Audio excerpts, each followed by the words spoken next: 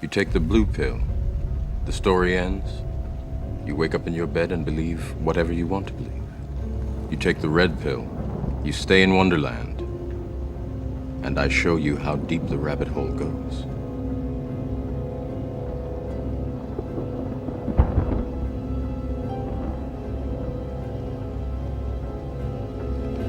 Remember, all I'm offering is the truth, nothing more. Have you heard of the red pill community? It's this community of people online that, I would say they're represented by toxic male coaches. And they talk about pretty much how to treat women terribly. There is a clash in the dating hemisphere between men, the modern man, and the modern woman. And especially in the West, and the desires of both are different. Now, one thing that I think that I'll talk about as a viewer, as an audience member, what you should think about when you're going into watching these videos. And then I'll also talk about as a creator, what you should think about when you're going into watching this videos. If you're new here, my name is Kenim and you're watching Brand Video Pro. This video is brought to you by Brand Video Pro's Members Lab, an online course that teaches brands and businesses how to scale their influence and sales. So let's begin. All right, so the red pill community. I think that right now the leader of the red pill community, it used to be AMS, Alpha Male Strategies, but right now it's Kevin Samuels. You're average looking at best. This is what catapulted Kevin, as well as the whole space, into more mainstream eyes. So I think I want to say this is like at the end of December in 2020. Average looking women. Her and her bedazzled phone. Average looking woman who's older. Average looking older woman with a 13-year-old son. Average looking woman with a 13-year-old son with a sketchy baby daddy. Yeah. That's the kicker too. This gets worse every time I say something. You're a mother of four, and how many different fathers? 4. Holy shit. Holy shit. How many times have you been married? None. Oh, that ain't gonna work. I've been proposed to 3 times. But that ain't gonna work. Close That's to not 3 gonna work. times. Ma'am, you're a used vehicle wanting brand new 2021 prices. Yeah. Dress size? I wear 22. Alright. Yeah, I'm juicy. I already know that. That's not the word I would use. I mean, he has accumulated the most followers. Then you have some other smaller channels like mediocre tutorials and reviews. And you have, there's just a bunch of them. MJ Get Right. Some of them, I don't even want to mention them because I don't even want to, give them more exposure than they need to get. But what is it about this toxic masculinity that's circulating online, specifically in the dating world? And if you're a creator, is it worth it for you to create this type of content? One thing that I will say is conversations around dating have always been extremely popular online because everybody dates, unless of course you're asexual. Most, if not everybody, dates. So it's highly relatable, and dating coaches get so many views. So it's definitely a sector to look into, but something that has been rising in fame online, or something has been trending online, is that red pill community. So what exactly is this concept of the red pill community? Essentially, if you watch the movie Matrix, he was offered the red pill and the blue pill. And in the movie Matrix, the red pill represented being woke, being aware of what's happening in the world. And the blue pill was kind of like, you want to stay asleep and stay in this Matrix and this zombie land where you don't get to know what's really going on.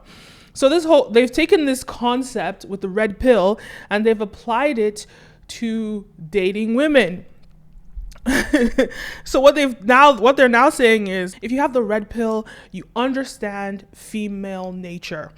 And a lot of these dating coaches, what they represent is female nature is hypergamy. It's, treating men terribly. It's whatever it is. And on the other side, the blue pill is considered like a simp. And if you don't know what a simp is, how would I describe a simp? A simp is essentially, there's actually an acronym. It's an acronym for something. So let me Google it because I can't remember.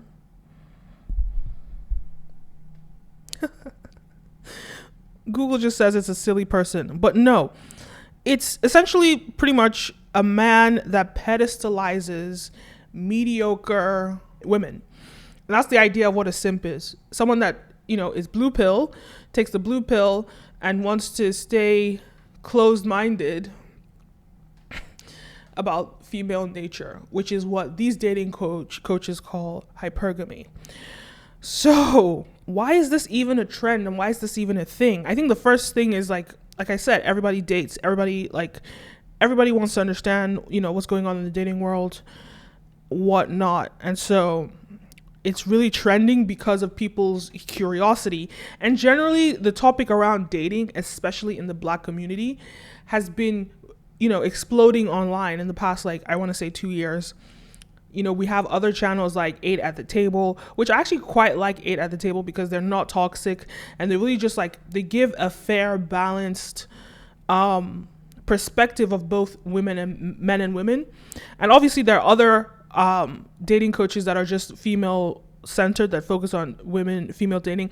And those tend to be a lot less toxic. One thing that's really interesting to me about these men, they have this position and this belief that they are superior to women. It's typical misogyny.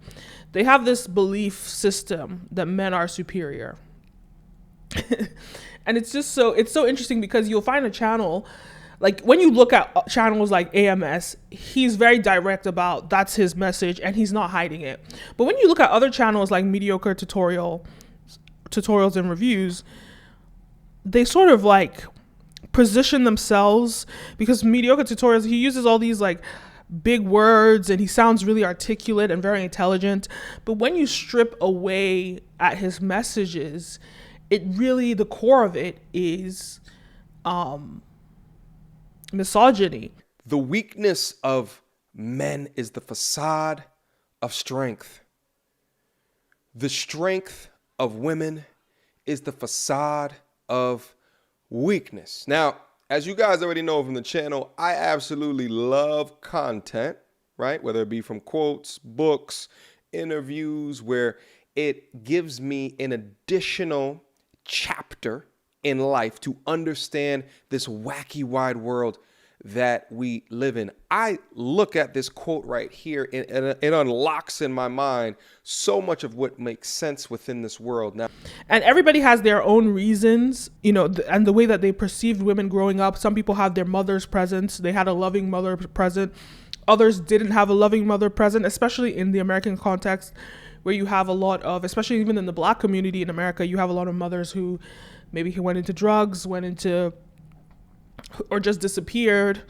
So you'll find that a lot of these situations, they've either not had a loving mother in their lives, or they have had really terrible relationships with toxic women. But the idea that every single negative experience of a woman, to blame that on all women, is what I find quite myopic and it's quite silly, because look, at the end of the day, the way the world is, there are good people and there are bad people. There are always going to be bad people. There are always going to be good people. It's not gender specific. It's not racially specific. It's just the way the world is. Some people are good. Some people are bad. So I think people need to be very careful when they're always blaming women, especially in these red pill communities, when they're blaming women for toxicities that they experience in their lives. And then, of course, you have Kevin Samuels. I mean, I don't even have much to say about Kevin Samuels. He's dressed well. He's an image consultant and dresses very well. And what do you expect from an image consultant? When people are, offended by the way that he communicates and the way he asks people, what's your dress size, X, Y, Z, what do you expect from somebody who makes a living off of materialism and being materialistic? He's going to have a materialistic perspective. And I know a lot of people have dug into his past and his 2 failed marriages. I've seen loads of videos of people talking about Kevin Samuels' past in terms of how much he made in his 30s, his past eviction, his run-ins with the law, his relationship, or mocking his relationship with his exes and his children. I don't think we should dig into those things, so I won't be touching on all of them. I think what's more important is that we address what somebody is doing right now and the character that they have right now, because I think it's actually good that he's been able to get himself out of certain situations. Kevin Samuels in his past, or maybe even in his present, has been a somewhat irresponsible husband, maybe even an irresponsible father. And I feel like he has had negative or frustrating interactions with women and maybe even his child. As a result, he has abandoned or failed in his responsibilities. Or the main area in his life that he has been successful in is his finances. And as it so happens, we live in a world that prioritizes men's finances and women's beauty. I did a video on beauty standards if you want to check it out. Kevin has latched onto this one measure of success, and he has allowed it to shape the rest of his teachings. The result of this has been half-truths that call out everything women do wrong in a pursuit of a relationship or in a relationship itself. But when it comes to relationships, he completely abdicates men of all and any and every responsibility aside from financial provision. No responsibility to have a good character for the sake of the relationship. No responsibility in the conception or the responsibility of children in a relationship. And absolutely no responsibility in the success of the relationship, like I said, outside of financial provision. And if financial success is what you want and what you look for in a relationship, then by all means, listen to Kevin. But I think Joseph Prince said it best when he said that sometimes we look at success in individual areas as opposed to looking at success holistically. And I feel like you have to look at all areas of your life. So yes, it would be great to have a healthy bank account, a healthy body. But what about having a healthy character, having a healthy family structure, having healthy relationships? I just think we should look at this holistically. I feel like because he's articulate and he has the guts or the confidence to say what he thinks, inarticulate men who in real life would never put a woman in her place, they live vicariously through him. But at the end of the day, there's a community of women that consistently go to him for advice. Now, I don't know the type of woman that would seek Kevin Samuels for advice, unless you want to go there and you just want to get exposure and you just want everyone, the world to see you. I just can't even imagine having a conversation with a misogynistic individual like himself. Often his choice of wording leads me to believe that he views women as objects. He refers to us as assets. She is a feminine asset in her simplest form. He talks about being able to keep women. A man must want to keep you. He talks about us as useful assets. To be an asset, you must be useful. Useful to who? Useful to a man. He explains how we should be enthusiastic like a child or a puppy. She's like a kid or a puppy in her approach to the market. What does that mean? Puppies are always happy to see you. Kids act like, wow, whoa, that's cool, bottled. And then the dog reference appears again. Again, you can learn a lot from man's best friend. Dogs. Why do men love dogs? Because they're loyal. Mixed in with his misogyny is a bit of pride, which we all have, but Kevin's pride does not let women disagree with him. We've all seen Kevin kick women off of his life for interrupting him or, in his eyes, disrespecting him. See, this always comes down. Listen, no. We know where this goes, man. But then he goes on to do the exact same thing. I try to be like, I'll go out and get a all right, salad. hold on. How many? Sorry. And I think it's quite easy actually to discern when somebody's not speaking to you from a place of love.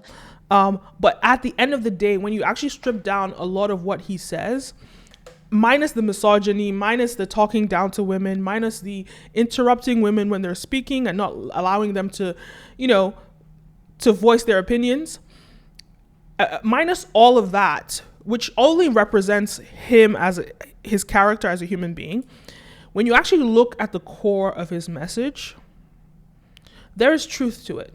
A lot of the women in particular that I see you talking to, they just sort of have like a contrived image of what their life is supposed to be like. And I wonder where you think that comes from, because when you have a woman, and this happens over and over and over on your show, they're 35, they have had maybe they haven't had a couple kids, they haven't been in a successful relationship, whatever, and then you end up asking them, how much money does a guy need to make to be with you? And they say $250,000 in a year, and you're kind of like, this is a very unrealistic world that you seem to be living in. That's a lot of fucking money. And what are you really bringing to the table that would, like, maybe you fall in love with this guy and you get lucky, sure, but it doesn't seem exceedingly likely if you're not bringing anything to the table, right? Well, there was a woman by the name of Sue Ellen Browder who used to write for Cosmopolitan back in the 70s and 80s. And she wrote a book called Subverted. And she admitted that in the 60s and 70s, Cosmopolitan, which was Playboy for women at the time, they openly lied to women, selling them this Sex in the City lifestyle. And I did a podcast on how, feminism and that kind of stuff was so supposed to be about one thing: women having choice. If you want to be a housewife, that's your choice. If you want to be a corporate woman, that's your choice. And I think everybody can get on board with that. But when we've told women in particular, you can have it all. You can have everything. You can bring home the bacon fried up in pan, never let you forget you were a man, I'm a woman, Anjali. That's the 1970s, and that kept going on and on and on. But we as men, we know that ain't right. You step to Hottie over at the bar and you find out real quick where you rank. Bars. Real quick. So men get a dose of reality often. Women by nature want to consolidate on the highest value man possible. It's in their nature. But now you've completely deregulated the sexual marketplace. There are no rules. And now you have social media and all these dating apps. So now if you're a man in the top 10, top 20%, you have almost 100% of women wanting men who can produce this outcome, which is massively unrealistic. You want a man who's making at least 6 figures? That's only 10% of the population, 14%. There's a lot of truth to that message. So I think we can agree the reason why this genre of content is very popular online is because absolutely there is a clash in the dating hemisphere between men, the modern man, and the modern woman. And especially in the West, and the desires of both are different. If you look at the world, there's inequity when it comes to gender in most places in the world. But there's a unique circumstance that has come to place in America.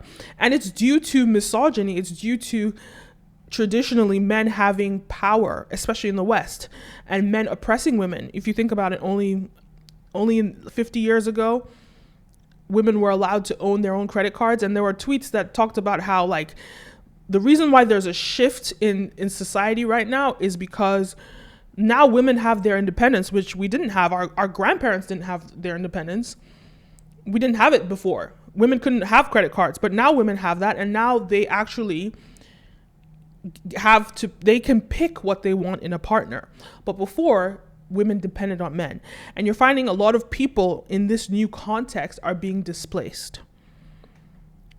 They're being displaced by this change in dynamic. And you'll find a lot of the men are displaced because they now don't have someone to take care of them. I'm not turned on by a female CEO. I'm turned on when a woman is vulnerable, when a woman's soft. You know what makes men really excited about women? When they can take care of you, when they can love you and honor you and not compete with you. Not have this sense that she's strong and independent, she don't need me. Firstly, of course a man doesn't want to come home to a spouse he feels he has to compete with. Literally nobody does. If you're in the mindset where having a successful spouse makes you feel like you're in a competition, problem number one. You being a successful woman makes men feel inadequate. So instead of men collectively deciding maybe they should try to be more impressive, they say no.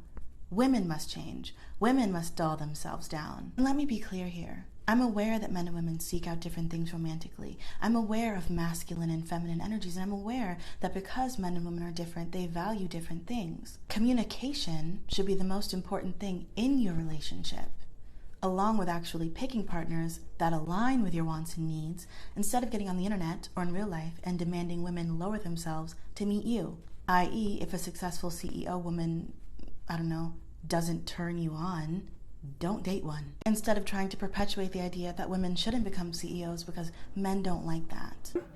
And a lot of the women are displaced because they're looking for a high earner, but that high earner... To these women, 19 years old, and they're wanting men at a certain level. And these men in this room with their peers know they can't date them. They don't make enough money. And these women looking over at them like, come back to me when you have $100,000. That wasn't how it was when I was in college. Right. This is a recent phenomenon of the last 20 plus years as to where normal average ain't good enough. Everybody has to have a Mercedes, and you have to have a BMW, and we have to have a 5-bedroom house plus a vacation home, and we have to be able to travel to Europe. I'm like, wait a minute. We were happy if we went to Six Flags or Disneyland, but now you got to go to Paris? Right. Where did this come from, this insatiable, we were made consumers? And women have that and why I say women is because when you start listening to the women who actually sold this, Cosmopolitan and all these kind of things are one of the easiest ways to keep money circulating in the community is keep men and women separate and keep marketing a lifestyle. Yeah, and you end up with this sort of weird structure where you have all like a handful, the top 5 or 10% of men, and they're attracting a huge percentage of the attractive, eligible women, even though they have no interest in having a serious relationship with them. And then you have this other big chunk of men who now, like the media will call them incels, or something along those lines, that are a little frustrated with the arrangement because they sort of see the world working this way, and they realize that even the women that they perceive as being on their approximate level of value are quite often not interested with any guy who's sort of near the lower end of the spectrum, right? Now, one thing that I think that I'll talk about as a viewer, as an audience member, what you should think about when you're going into watching these videos, and then I'll also talk about as a creator what you should think about when you're going into watching this videos. But when it comes to you as a viewer, you have to be very careful, especially when you dabble in that red pill community of toxic masculinity. When you understand that a lot of these men, they're promoting this idea of never getting married, being single, because in their defense, in America, the court systems are on the side of women. A lot of people got something to say about the fact that I got 6 kids with 6 different men. So I'm just going to tell y'all why it is better to do it this way. If I had 6 kids with all the same dude, I get 34% of his income, which is only $680 a month. If I got 6 kids with 6 different dudes, I get 17% from each one of them, which is $340 a month from each one. $340 a month times 6 baby daddies is $2,040. So why don't you have 6 baby daddies? Men and boys started falling behind when government began subsidizing single mothers. They tear the family apart by giving the money to mothers when fathers are absent and not giving money to mothers when fathers are present. And as I mentioned before, it's because it was an overreaction to misogyny and patriarchy. So it's an overreaction to patriarchy. So, let's say in the court systems, when you have a child, a woman can really exploit a man to the fullest, right? A woman can exploit a man. They could take, child support. They can do all these things. And the court systems, they could prevent these men from seeing their children. This is happening a lot in America. But let's remember that the internet is big, and there's so many other cultures that are watching. And in other countries in the world, like I'll give for Nigeria, for example, women have no rights. If a man has a child, that is his child. Women don't have the ownership of their children. So as they are spewing this hatred, they have to realize that all their consumers are not only in the West. They have consumers in countries that are less developed, where patriarchy reigns and where women are suffering. So I think some of their messaging can be very dangerous globally. But in an American context, I understand why it's important. But as a consumer watching this content, what are some takeaways? I think you have to be very careful, especially if you're a man, you're watching red pill content, and it excites you and it inspires you. Because a lot of these men, they're very myopic. Whether it be the Kevin Samuels, whether it be the alpha male strategies, or whether it be mediocre tutorial and reviews, because they actually say on their platform that their goal is to never get married, never have a partner. But when you look at it at the end of the day, right, men don't live as long as women. Unmarried men live way shorter lives than married men.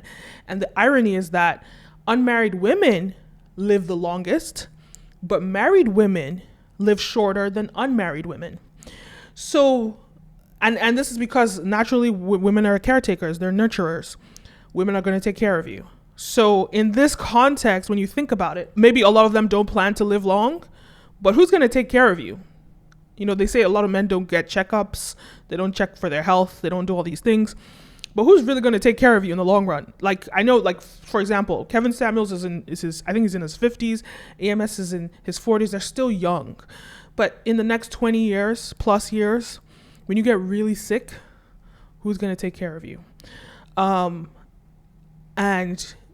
maybe because they are very high income earners, they might find a woman in the long run that will, you know, forgive what they've been promoting online and take care of them in the long run. But the people that they're promoting these ideologies to, a lot of them are 17, a lot of them are young, and a lot of them are probably not going to be high income. They're probably not going to be in the 1%. Most people are not going to be in the 1%. So what's going to happen to them when they've believed in this message that, you know, the AMSs have been spewing to them, treat women like terribly and do all this stuff, never get married. You're spewing this hatred to them. What happens when they don't become high earners and they're unable to find a woman to take care of them? And I'm not saying a woman's role is to take care of a man. I'm just saying at the end of the day, women are more nurturing. Women, like I said, women take care of themselves. Women that are unmarried live longer than women that are married. Men that are married live longer than men that are unmarried. So those are my thoughts when it comes to consuming that type of content. Now, when it comes to creating that type of content, yes, it's a very trendy thing to do right now. It's very trendy, and I don't think it's going away anytime soon. It's a great, you know, segment of the internet which gets a lot of views, and it's just always consistently entertaining. We were seeing so many channels blow up. Like I said, 8 at the Table, mediocre tutorials and reviews, alpha male strategies, and there's a lot of money being made on the back end. When you look at AMS, for example, who used to be, I would say he was probably the king of the red pill community at one point. But when you look at him, I know he's closed off his numbers on his Patreon, but last time I saw it, it was like 4,000 people paying him anywhere between anywhere between $10 and $50 a month. So let's say if on a low end, he's making $30,000 a month, there's good money there. And there are so many channels that are coming up and, you know, growing so fast that are in this genre. I've watched, you know, I saw mediocre tutorials when he had like 10,000 followers at the beginning of 2020. Today he has 200,000 followers. That's how quickly his channel blew up. And yes, a lot of that has to do with, you know, 2020 and lockdowns and people consuming more, streaming more content. There's so many influencers that I've watched blow up in that time period. But regardless of that, at the same time, it's just proof that that genre of content is very trendy online. We've seen it with Justin LaBoy, Fully Justin show on Revolt, where he's interviewing women talking about hypergamy. It's a very trendy genre. So that's my take on the red pill community. Is it good? Is it bad? Who knows? Up to you. Make your decision. It's definitely a controversial segment of the internet. And you're not going to likely monetize that segment very well. They don't really like to monetize those channels. Respectfully, it's understandable why. It's quite offensive, but they don't like to monetize those channels. But there are so many ways that you can still monetize if that's a genre that you want to enter into. I would just advise any creator that wants to enter into that segment to be careful. To be careful not to spread, you know, inaccurate messaging, misogyny, and all the negative things that are in the world. And at present, no one's going to shut you down, but we're finding that a lot of these channels, if you create a channel that becomes detrimental to people, eventually you're probably going to get shut down, unless you're on your own platform. So that's my take on toxic male dating coaches. If you're new here, my name is Kenim, and I'll see you next time. Peace.